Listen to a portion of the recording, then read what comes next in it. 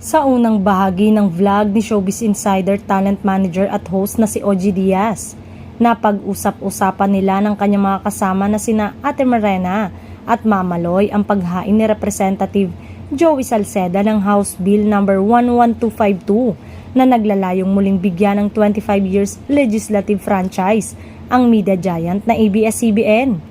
Isa raw itong magandang balita ayon kay OG, lalo sa mga nawalan ng trabaho. Inaasahan na kapag nabigyan na ng prangkisa at panibagong frequency ang kumpanya, unti-unting makakabalik ang mga empleyado at maaaring ang mga talento na nawalan sa kanila sa kasagsagan ng pagsubok na hinaharap ng network.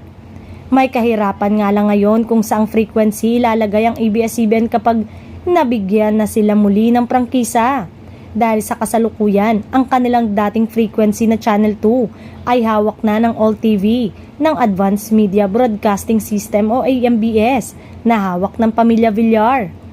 Nabanggit rin ng showbiz columnist na kahit walang prangkisa o frequency ang Kapamilya Network, ay patuloy na namamayagpag ang mga produkto o content nito at patuloy pang tinatangkilik ng mga manonood saan mang platform ilagay.